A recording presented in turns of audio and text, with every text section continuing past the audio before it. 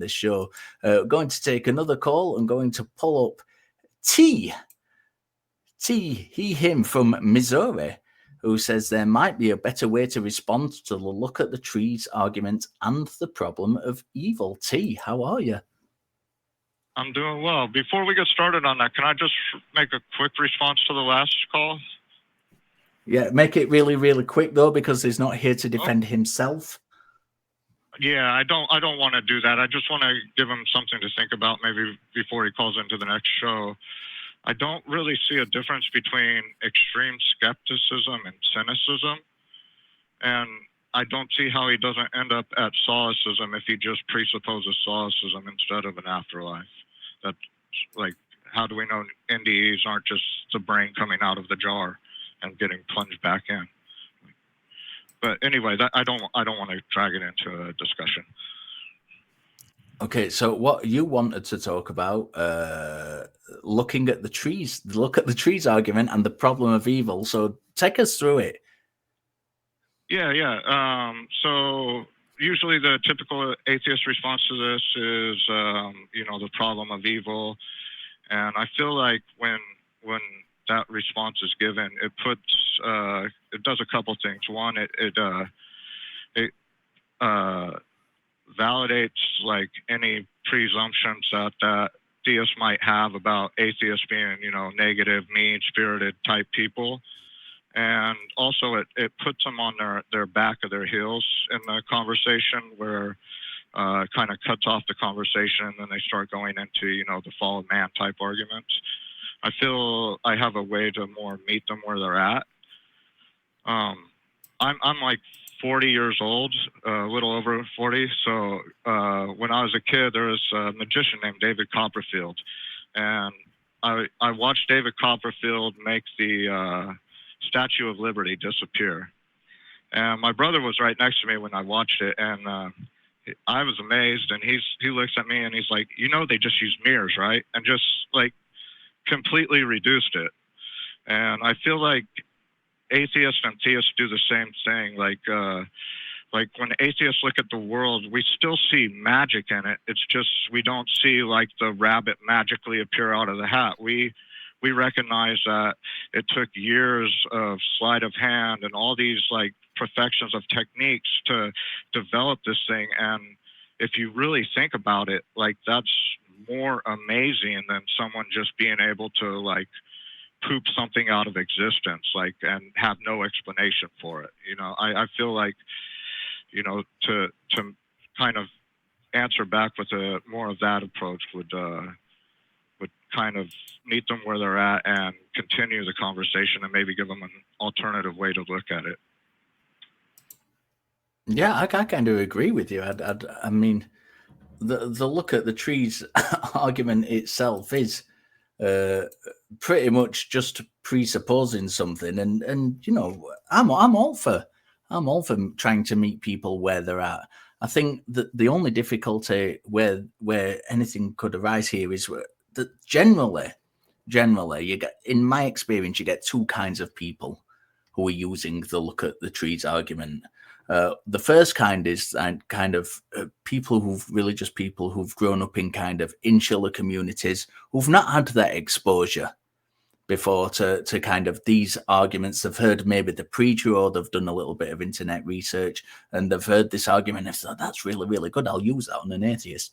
And when they come to an atheist and start talking to them, they don't realize how poor that argument actually is. And I think absolutely in those circumstances, trying to meet them where they're at and investigate it together is a really, really, really good methodology. The difficulty, I think, with the kind of thing you're proposing is that a lot of these people who are using this argument aren't that kind of person.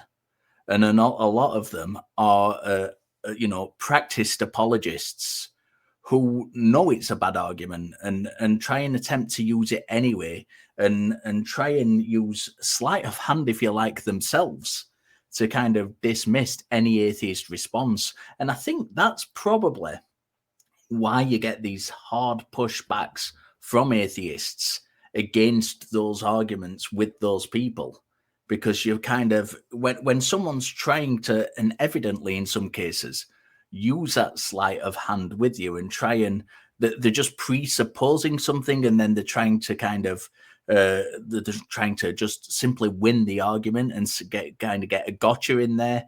Sometimes it's not only advisable but also necessary to push back hard against them. So I think, as in any of these conversations that we have, I think it's important to take the particular circumstances into account and the particular person that you're talking to, and take it on its own merits rather than just come up with a one-size-fits-all response.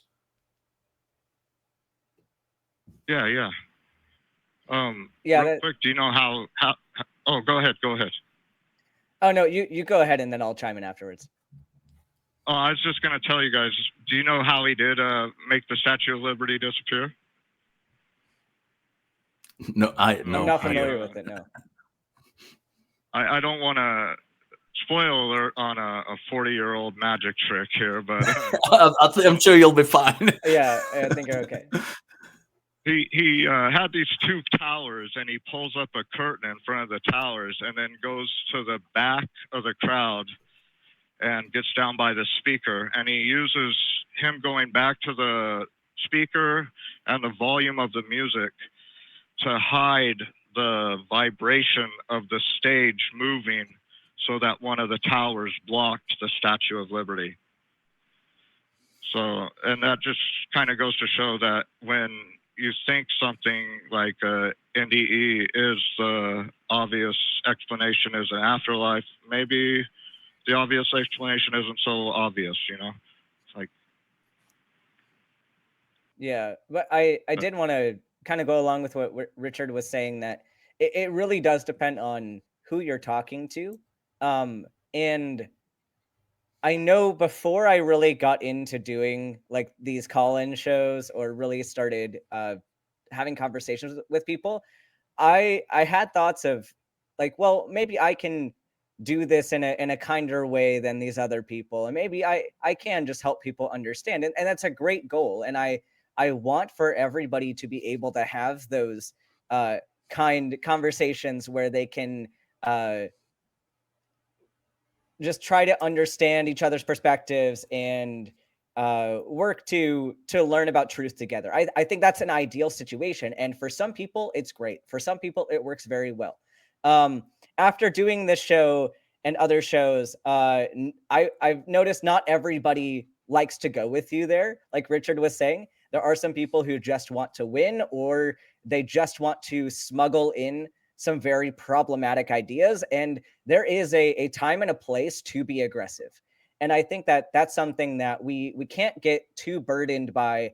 Am I coming off as too aggressive? Am I offending these people? Am I making them upset? Like, yeah, I want to be conscious of other people's emotions, but I will absolutely not be a kind interlocutor when talking with someone who's trying to justify eradication of trans people because of the Bible. Like there's certain arguments that will get brought in that should not be taken with a kind conversation. And I'm not going to say that everybody that believes that necessarily needs to be yelled at. There are some people that just don't understand and haven't been exposed to cultures outside of their own. And so, yeah, I think it's context dependent who you need to use what arguments with. But there are definitely some people who should be argued with more harshly than others. So. Oh yeah, for sure. You know, I'm a squatter punk from LA originally, and now the reason I call in under one letter is I'm a trans parent or a parent of a trans kid in Missouri. Mm-hmm. So I know all about when you need to get a little loud and push back harder. So. But yeah, thank you for telling us about your perspective and your argument.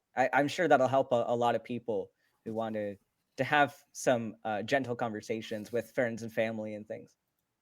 Absolutely. And as I say, I think we should always, or I at least always, try and begin every conversation with each new interlocutor as something that is friendly and something that, you know, we're working together on, and we're trying to discover kind of the best method of going down these routes together. I think that's always the best way to start. And, absolutely. And with Ben, sometimes that's just not the case. And you have to kind of put your foot down and get a little bit stronger, heavier handed, shall we say, with them. But yeah, I think that's a really good call. You did want to touch on another point. Do you want to quickly touch on that before we let you go, T, about the problem of evil? Or do you think we've covered that already with the kind of conversation we've just had? I think we covered that pretty much. I was just pointing out that, like, when you bring up that problem of evil, it's usually like the next step for the theist at that point is just to deflect to, well, evil's from the fall of man, or something like that. But yeah, okay. I guess that's the answer that they're prepared to give. So you're going to get it either way. So. Yeah, listen to you. We do appreciate your call, and as Ben said, it is going to help some people listening to that perspective, and that's why we have these conversations.